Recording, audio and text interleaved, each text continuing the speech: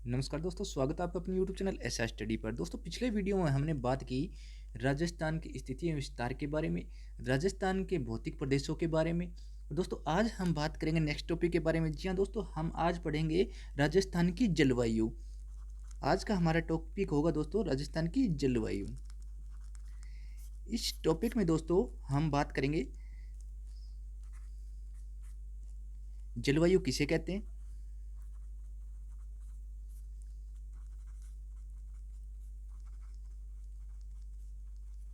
फिर हम देखेंगे राजस्थान की जलवायु कैसी है,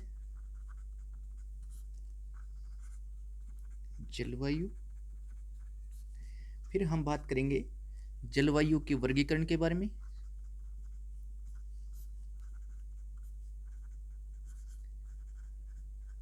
इस वर्गीकरण में दोस्तों हम दो प्रकार से वर्गीकरण करेंगे जलवायु का।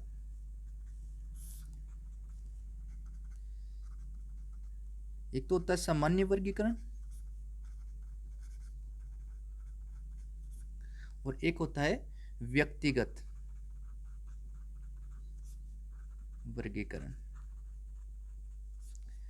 फिर हम बात करेंगे जलवायु की ऋतुओं के बारे में,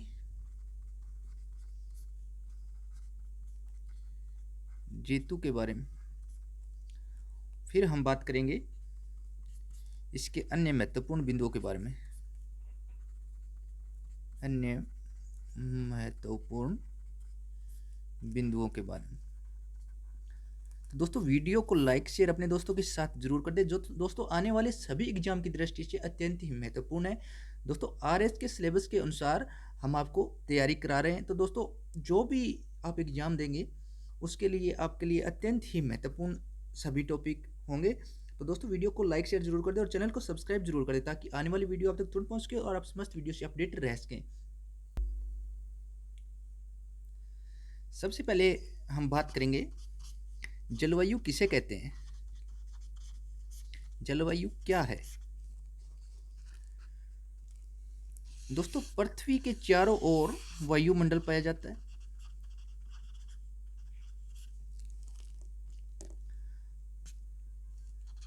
पृथ्वी के चारों ओर वायुमंडल पाया जाता है और वायुमंडल के अंदर दोस्तों कई घटनाएं घटित होती है। दोस्तों, अल्पकाल के लिए जो घटनाएं घटित होती है उसे हम मौसम कहते हैं। अल्पकालीन जो घटनाएं घटित होती है, अल्पकालीन, उसे हम कहेंगे मौसम।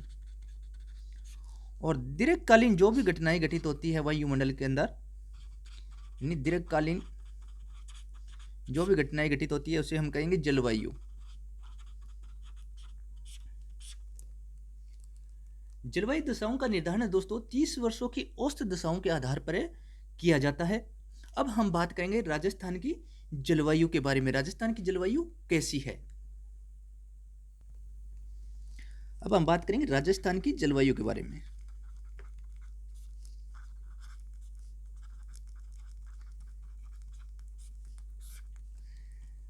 कर्क रेखा दोस्तों राजस्थान के दो जिलों यानी डूंगरपुर बांसवाड़ा से गुजरती है।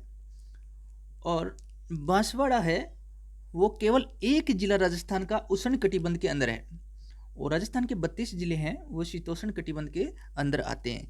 यानी राजस्थान की स्थिति के अनुसार राजस्थान का मात्र एक जिला यानी उष्ण कटिबंध में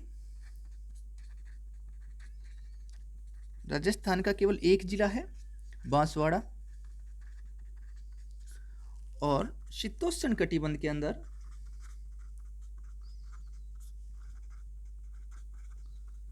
राजस्थान के 32 जिले आते हैं। यानी शेष जितने भी जिले बचे हैं यानी 32 जिले वो शीतोष्ण कटिबंध के आते हैं। इस आधार पर राजस्थान की जो जलवायु है वो उपोष्ण कटिबंधीय है, यानी उपोष्ण कटिबंधीय।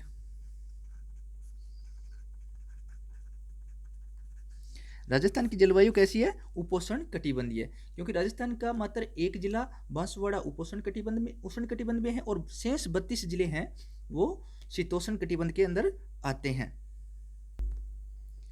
अब हम बात करेंगे जलवायु के वर्गीकरण के बारे में। जलवायु का वर्गीकरण, जलवायु का वर्गीकरण दो आधार पर किया जाता है। एक तो होता है दोस्तों सामान्य वर्गीकरण,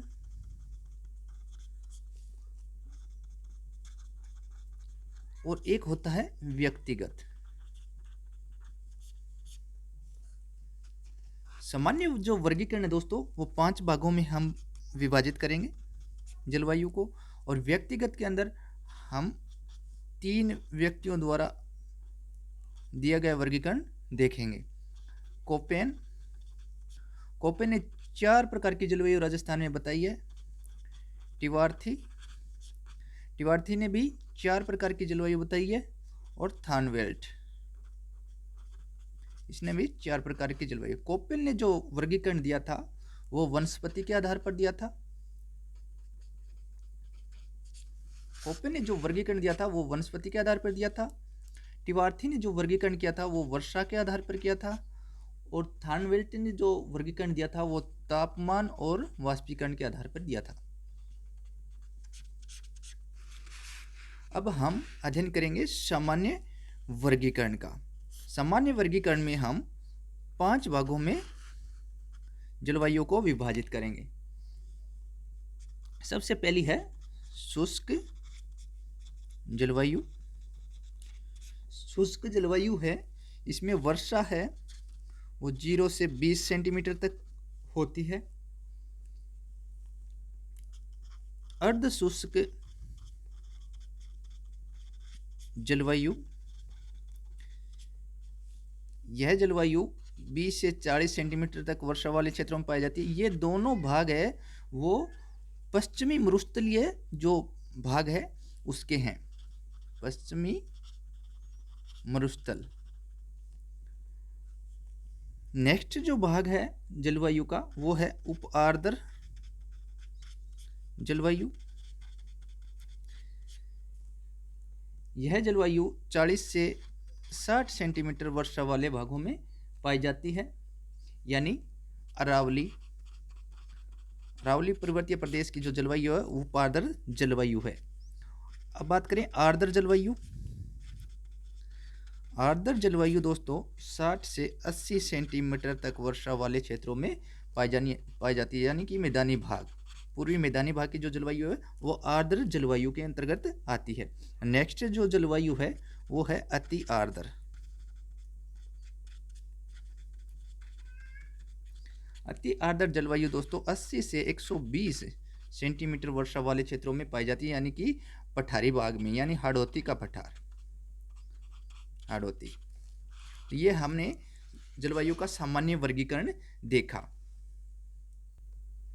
व्यक्तिगत वर्गीकरण के अंतर्गत सबसे जो महत्वपूर्ण वर्गीकरण दिया था वो कोपेन ने दिया था। कोपेन ने 4 प्रकार की जलवायु राजस्थान में बताई है। सबसे पहले जो जलवायु का नाम दिया गया था वो था AW, यानी अति आर्द्र या आर्द्र जलवायु। अति आर्द्र या आर्द्र जलवायु।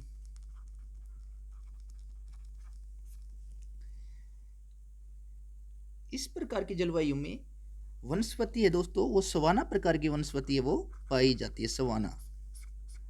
इसका विस्तार, अगर विस्तार की बात करें तो इसका विस्तार हाड़ौती यानी कोटा, बारा, झालावाड़, बूंदी इसमें शामिल नहीं है, और वागड़ प्रदेश यानी वागड़, डूंगरपुर, बांसवाड़ा, प्रतापगढ़, डूंगरपुर, बांसवाड़ा, प्रतापगढ़, इन 6 जिलों में अति आर्द्र प्रकार की जलवायु पाई जाती है। और माउंट आबू यानी AW प्रकार की जो जलवायु है वो इन जिलों में पाई जाती है। अब बात करें नेक्स्ट प्रकार की। नेक्स्ट जो प्रकार दिया था कोपेन ने वो दिया था BWHW। BWHW यानी शुष्क जलवायु, शुष्क जलवायु। शुष्क जलवायु इसमें दोस्तों मरुद्भिद यानी कंटीली कंटीले वृक्ष है वो इस प्रकार की जलवायु में पनपते हैं, यानी जिनके जड़ें लंबी होती है, छाल मोटी होती है, पत्ती छोटी होती है। इस प्रकार की जलवायु को मरुदभिद जलवायु, मरुदभिद पौधे कहा जाता है, यानी मरुदभिद वनस्पति। इस प्रकार की जलवायु में मरुदभिद वनस्पति वो पाई जाती है। इसका विस्तार, अगर विस्तार की बात करें तो इसका विस्तार मुख्यतः जैसलमेर और बीकानेर, और आंशिक अगर बात की जाए तो इसका विस्तार श्री गंगानगर, हनुमानगढ़ और चूरू जिले में है। श्री गंगानगर, हनुमानगढ़ और चूरू। BWHW यानी शुष्क जलवायु।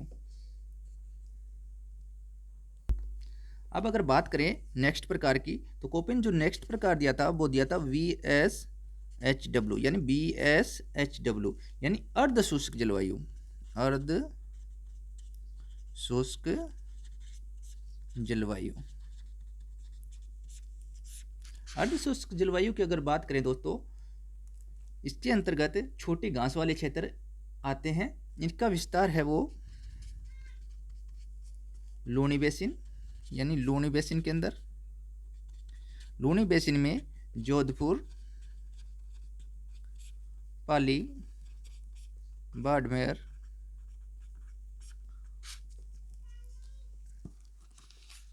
और जालौर। BSHW। फिर बात करें इसकी विस्तार की तो नागौर, शेखावाटी, शेखावाटी में सीकर, झुंझुनू और चूरू, और घग्गर बेसिन, घग्गर नदी का बेसिन है वो श्री गंगानगर और हनुमानगढ़। ये BSHW में शामिल है। नेक्स्ट जो प्रकार कोपेन ने बताया था जलवायु का वो बताया था CWG। नेक्स्ट प्रकार जो बताया था वो बताया था CWG यानी उप आर्द्र जलवायु, उप आर्द्र जलवायु। इस प्रकार की जलवायु मानसूनी वनस्पति इसमें पाई जाती है। इसका अगर विस्तार हमें याद करना हो तो हम याद रख सकते हैं ABCDRSTU और J से। इससे हम इसका विस्तार याद, A से अलवर और अजमेर, B से अगर बात करें भरतपुर, बूंदी।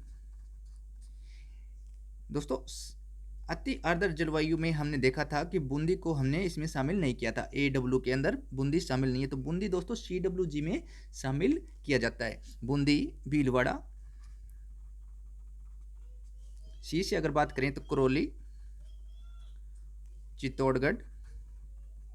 D से अगर बात की जाए धौलपुर, दौसा। R से अगर बात की जाए तो राजसमंद, R से अगर बात की जाए तो राजसमंद। S से अगर बात की जाए तो सिरोही, सवाई माधोपुर। T से अगर बात की जाए तो टोंक, उदयपुर और जयपुर, जैसे जयपुर। दोस्तों CWG का अगर जिलों का क्रम याद रखना है तो ABCDRSTU से ये हमें याद कर सकते हैं। ये देखा दोस्तों हमने कोपेन का वर्गीकरण। कोपेन ने 4 प्रकार की जलवायु हमें बताई। AW यानी अति आर्द्र जलवायु का विस्तार है वो हाड़ौती क्षेत्र और वागड़ क्षेत्र में है। हाड़ौती में दोस्तों कोटा, बांसवाड़ा, झालावाड़ को शामिल करेंगे, बूंदी को इसमें शामिल नहीं करेंगे। BWHW की अगर बात की जाए तो BWHW दोस्तों शुष्क जलवायु होती है जिसमें मरुदबद्ध वनस्पति पाई जाती है। इसका विस्तार की अगर बात की जाए जैसलमेर, बीकानेर, श्री गंगानगर, हनुमानगढ़ और चूरू। BSHW की हमने बात की यानी कि अर्ध शुष्क जलवायु। अर्ध शुष्क जलवायु दोस्तों लूनी बेसिन में पाई जाती है, नागौर, शेखावाटी और घग्गर बेसिन में ये पाई जाती है। CWG की अगर बात करें तो उप आर्द्र जलवायु, यानी उप आर्द्र जलवायु है दोस्तों ABCDRSTU जैसे हम इसे याद कर सकते हैं, यानी अलवर, अजमेर, भरतपुर, बूंदी, भीलवाड़ा, करौली, चित्तौड़गढ़, धौलपुर, दौसा, राजसमंद, सिरोही, सवाई माधोपुर, टोंक, उदयपुर और जयपुर। इन जिलों में दोस्तों CWG जलवायु पाई जाती है। अब हम बात करेंगे ऋतुओं की। ऋतुओं को दोस्तों, जलवायु ऋतुओं को 4 भागों में विभाजित किया जाता है। 4 भागों में ऋतुओं को विभाजित किया जाता है। 4 भागों में हम इसे विभाजित करेंगे।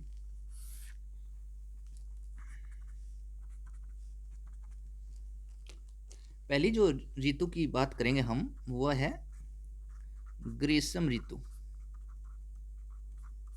नेक्स्ट जो ऋतु है वो है वर्षा ऋतु। उसके बाद अगर बात करें तो वो है शरद ऋतु। और उसके बाद अगर बात करें तो बात करेंगे शीत ऋतु।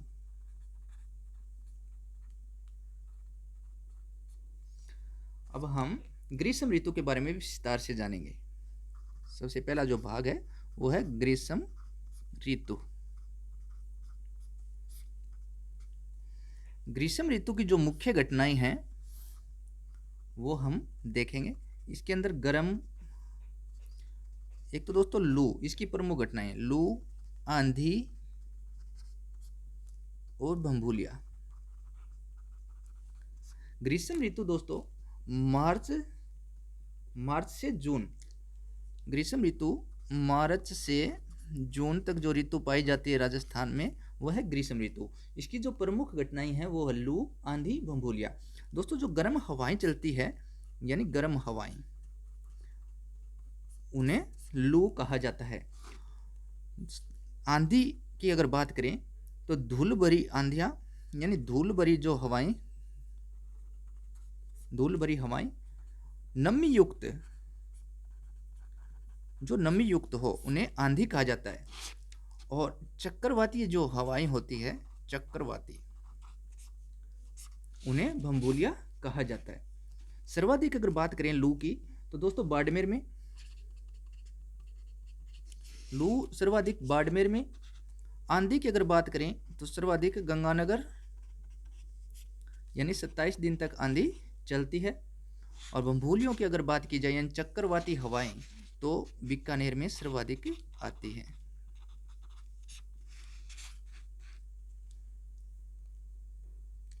लू दोस्तों गर्मी की वह घटना जो तापमान को बढ़ा देती है।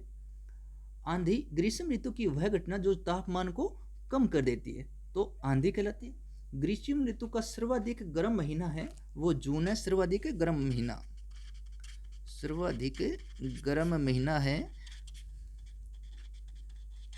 वो जून है। अब बात करें सर्वाधिक गर्म स्थान की।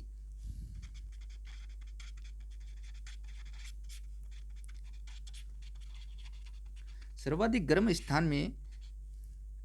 स्थान तो दोस्तों बोरियावाली, यानी बोरियावाली बीकानेर में है। और वर्तमान में अगर बात की जाए तो फलोदी सबसे गर्म है, फलोदी जो जोधपुर में है। स्थान की बात की हमने। अब अगर जिले की बात की जाए तो सर्वाधिक गर्म जिला है वो चूरू है, सर्वाधिक गर्म जिला।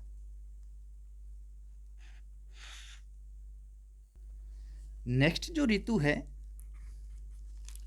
वो है वर्षा ऋतु। वर्षा ऋतु ये दोस्तों जून से सितंबर तक पाई जाती है। इसकी जो प्रमुख घटना है वो है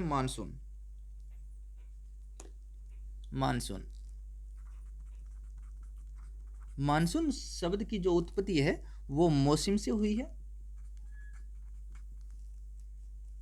और इसकी जो भाषा है वो अरबी है। मौसम शब्द है, मानसून शब्द है वो अरबी भाषा के मौसम शब्द से हुआ। इसका जो जनक है वो अल मसूदी है, अल मसूदी। इसका अर्थ है मौसमी हवाओं की दिशा में परिवर्तन या ऋतु में परिवर्तन। इसका जो अर्थ है वो है मौसमी हवाओं की दिशा में परिवर्तन या ऋतु परिवर्तन। राजस्थान में जो मानसून का नाम है वो है दक्षिण पश्चिमी मानसून। राजस्थान में दो शाखाओं से वर्षा होती है।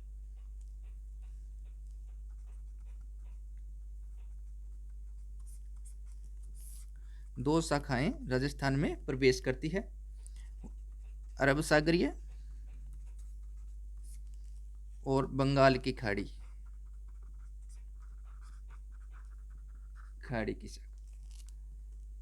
अरब सागरीय जो शाखा है उसकी हिमाचल शाखा है वो राजस्थान में प्रवेश करती है, और बंगाल की खाड़ी की तरफ से जो शाखा आती है उसे पूर्वाई राजस्थान में कहा जाता है। राजस्थान में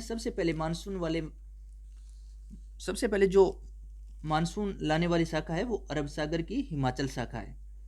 अरब सागरीय शाखा से राजस्थान में अधिक वर्षा नहीं होती, क्योंकि अरब सागरीय शाखा है वो अरावली के समानांतर रहती है। राजस्थान में सर्वाधिक वर्षा बंगाल की खाड़ी शाखा से उत्तरी विशाल मैदानी उपशाखा से होती है। पूर्वाई बंगाल की इसकी जो आने वाली जो शाखा है वो पूर्वाई कहलाती है राजस्थान में, बंगाल की खाड़ी की ओर से आने वाली मानसूनी हवाओं को राजस्थान में पूर्वाई कहा जाता है। मानसून के आगमन की तिथि की अगर बात करें, मानसून का आगमन हम बात करेंगे देश और राजस्थान की। देश में मानसून का आगमन है वो 1 जून से होता है। 1 जून को दोस्तों केरल के मालाबार तट पर, यानी केरल के मालाबार तट पर मानसून का आगमन होता है। और राजस्थान की अगर बात की जाए तो 15 जून यानी डूंगरपुर बांसवाड़ा में सबसे पहले मानसून का आगमन होता है। मानसून का आगमन राजस्थान में 15 जून से माना जाता है। भारत में यह केरल के मालाबार तट पर दोस्तों हमने बात की, ये भारत की मुख्य भूमि की बात है। मानसून की अगर बात करें तो भारत में सबसे पहले मानसून का प्रवेश है वो अंडमान निकोबार में होता है, यानी 25 मई को ही मानसून का आगमन है वो अंडमान निकोबार में हो जाता है। और भारत भूमि की अगर बात की जाए तो 1 जून को केरल के मालाबार तट पर इसका आगमन होता है। अब बात करें मानसून के प्रत्यावर्तन की, यानी मानसून के लौटने की तिथि के बारे में। मानसून का प्रत्यावर्तन,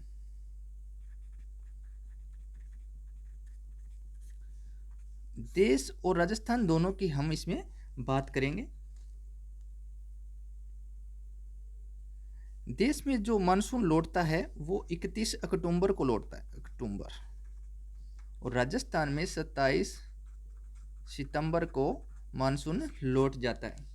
राजस्थान में मानसून की जो प्रकृति है वो देरी से आना और समय से पूर्व लौट जाना है। मानसून का अगर प्रभाव की बात करें, मानसून के प्रभाव तो दोस्तों सर्वाधिक और न्यूनतम प्रभाव हम देखेंगे।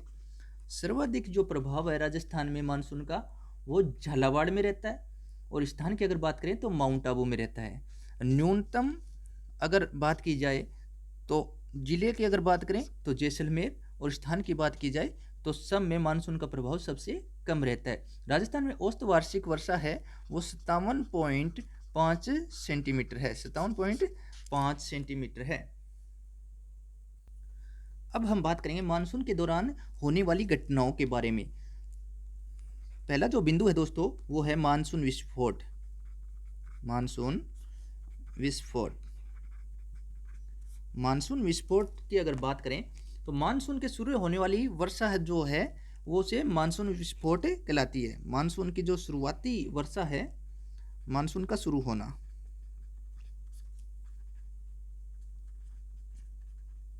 मानसून विस्फोट कहलाता है। अब बात करें मानसून प्रतिच्छेदन।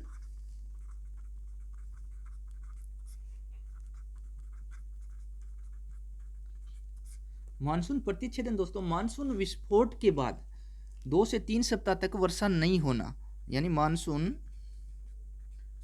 विस्फोट के बाद 2 से 3 सप्ताह वर्षा नहीं होना मानसून प्रतिच्छेदन कहलाता है। नेक्स्ट जो बिंदु है मानसून से संबंधित वो है मानसून का प्रत्यावर्तन। मानसून का प्रत्यावर्तन, मानसून के लौटने की जो घटना है, मानसून का लौटना,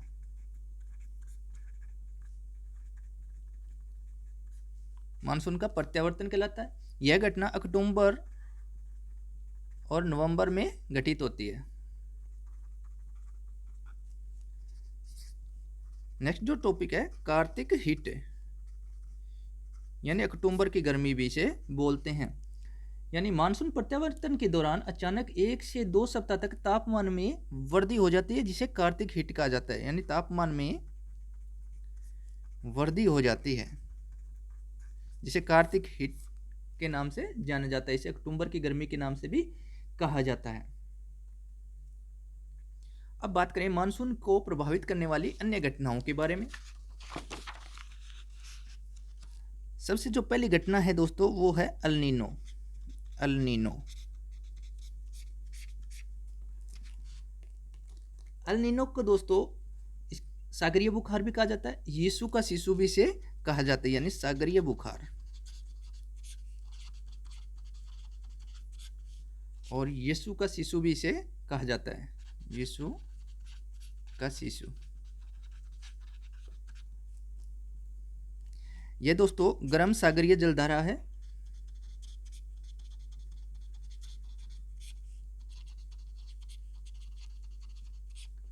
इसकी जो उत्पत्ति है वो प्रशांत महासागर का पूर्वी भाग है, प्रशांत महासागर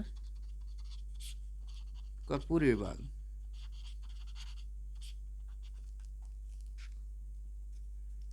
अगर प्रभाव की बात की जाए,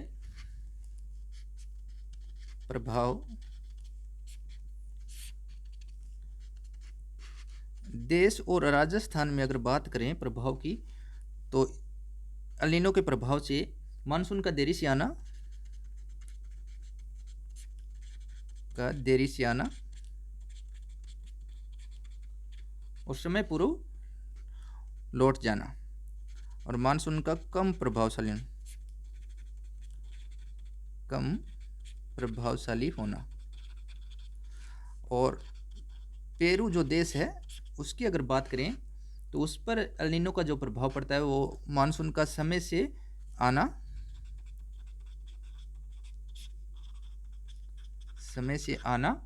और अधिक प्रभावशाली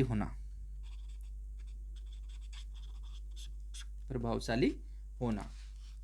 अल नीनो का प्रभाव भारत के मानसून पर प्रति 3 से 5 साल में एक बार जरूर पड़ता है।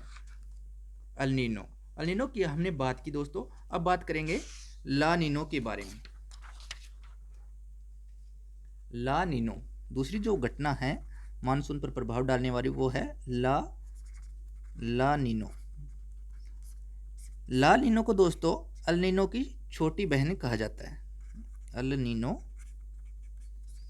की छोटी बहन। ये दोस्तों प्रशांत महासागर में ही उठती है, प्रशांत महासागर। यह एक ठंडी जलधारा है, ठंडी जलधारा। और इसका प्रभाव की अगर बात करें, प्रभाव वो इस दोस्तों देश और राजस्थान और पेरू। देश में अगर बात करें ला नीनो की, तो ला नीनो का जो प्रभाव पड़ता है मानसून पर, तो मानसून का समय से आना, मानसून समय से आता है, समय से आना, और मानसून का अधिक प्रभावशाली होना।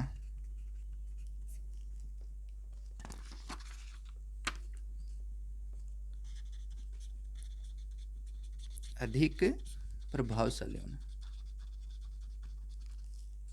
और पेरू देश में अगर बात की जाए तो मानसून का देरी से आना,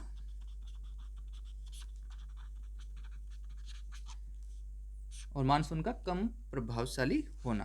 अब बात करें शरद ऋतु की। तीसरी जो ऋतु है वो है शरद ऋतु। शरद ऋतु दोस्तों अक्टूबर नवंबर में होती है, अक्टूबर नवंबर। और इसकी जो प्रमुख घटना है वो मानसून का प्रत्यावर्तन है और कार्तिक हिट है। तो ये हमने पहले ही जान लिया है। अब बात करें शीत ऋतु की। नेक्स्ट जो ऋतु है राजस्थान की वो है शीत ऋतु। शीत ऋतु दोस्तों, शीत ऋतु की जो प्रमुख घटना है वो मावठ है। ये दोस्तों शीतकालीन वर्षा है, पश्चिमी विक्षोभों से होती है, यानी वो मध्य सागर से उठने वाले पश्चिमी विक्षोभों से जो वर्षा होती है उसे राजस्थान में मावठ कहा जाता है। इसे दोस्तों गोल्डन ड्रॉप्स भी कहा जाता है, यानी मावठ को दोस्तों गोल्डन ड्रॉप्स भी कहा जाता है। इसका प्रभाव, मावठ का सबसे ज्यादा प्रभाव है वो राजस्थान के उत्तर पश्चिमी भाग में रहता है।